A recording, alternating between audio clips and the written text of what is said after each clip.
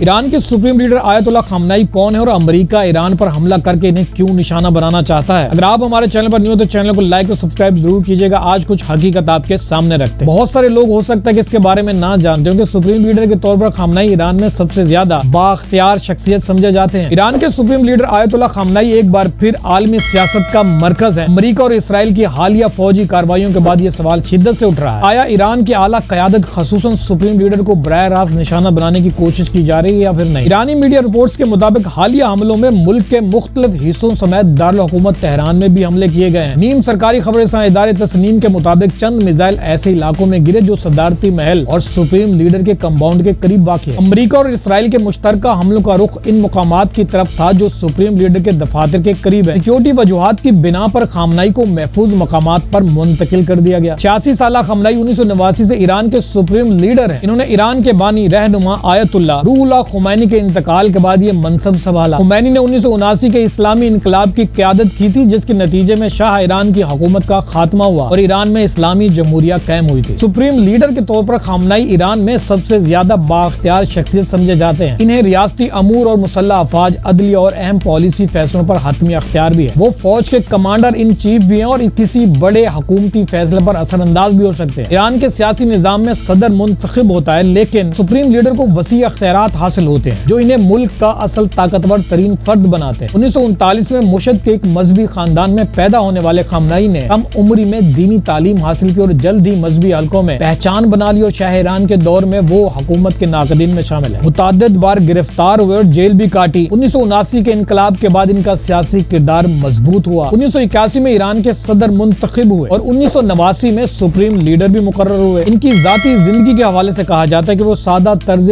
زندگی اختیار کرتے اور تہران میں ایک کمپاؤنڈ میں قیام کرتے ہیں۔ انہیں شاعری اور باغبانی کا شوق ہے۔ 1980 کی دہائی میں قاتلانہ حملے میں زخمی ہونے کے بعد ان کا دایاں بازو متاثر ہے۔ ان کی اہلیہ منصورہ خجستہ باقر زادہ سے ان کے 6 بچے ہیں۔ ان کے خاندان کے افراد عموماً عوامی منظر نامے سے دور رہتے ہیں، تاہم ان کے بیٹے مجتبیٰ خامنئی کا نام بعض اوقات اندرونی سیاسی حلقوں میں لیا جاتا ہے۔ اپنے دور قیادت میں خامنئی نے مغربی ممالک خصوصاً امریکہ کے ساتھ کشیدہ تعلقات کا سامنا کیا۔ ایران پر سخت اقتصادی پابندیاں عائد کی گئی اور ملک کے اندر مختلف مقام پر احتجاجی مظاہرے بھی ہوئے۔ خامنئی امریکہ کو ایران کا سب سے بڑا دشمن قرار دے چکے ہیں جبکہ اسرائیل کے خلاف بھی سخت موقف رکھتے ہیں۔ ان کی طاقت کا اہم ذریعہ ایران کے 2 بڑے سیکیورٹی اداروں اسلامی انقلابی گارڈ کور اور بسیج فورس کی وفاداری بھی سمجھی جاتی ہے۔ یہ ادارے ملک کی سلامتی اور داخلی نظم و ضبط میں کلیدی کردار ادا کرتے ہیں۔ گزشتہ مہینوں میں اسرائیلی امریکی رہنماؤں کی جانب سے سخت بیانات بھی سامنے آئے۔ اسرائیلی وزیر دفاع اسرائیلی کارڈز نے کہا تھا خامنئی مزید موجود نہیں رہ سکتے، جبکہ وزیر اعظم بنیامین نیتن یاہو نے اشارہ دیا تھا کہ ایرانی قیادت کو نشانہ بنانا تنازع کے خاتمے کا ذریعہ بن سکتا ہے۔ امریکی صدر ڈونلڈ ٹرمپ بھی مختلف مواقع پر ایران کی قیادت کے خلاف سخت بیانات دے چکے ہیں۔ تجزیہ کاروں کا کہنا ہے کہ اگر کسی ملک کی اعلیٰ قیادت کو براہ راست نشانہ بنایا جاتا ہے تو اس کے نتائج انتہائی سنگین ہو سکتے ہیں۔ اس سے نہ صرف خطے میں بلکہ عالمی سطح پر عدم استحکام پیدا ہو سکتا ہے۔ فی الحال صورتحال غیر یقینی اور دنیا بھر کی نظریں ایران اور امریکہ کے درمیان بڑھتی کشیدگی پر جمی ہوئی۔ اگر آپ کوئی اپنی رائے اور کمنٹس دینا چاہتے ہیں کہ جتنے بھی ممالک ہیں مسلمان آپس میں جو جنگیں کر رہے ہیں اس میں کون حق پر ہے، اس بارے میں آپ کیا سوچتے ہیں ضرور ہمیں کمنٹس کر کے بتائیے گا۔ اگر آج کی ویڈیو آپ کو اچھی لگی تو جاتے جاتے ہمارے چینل کو لائک اور سبسکرائب لازماً کریں۔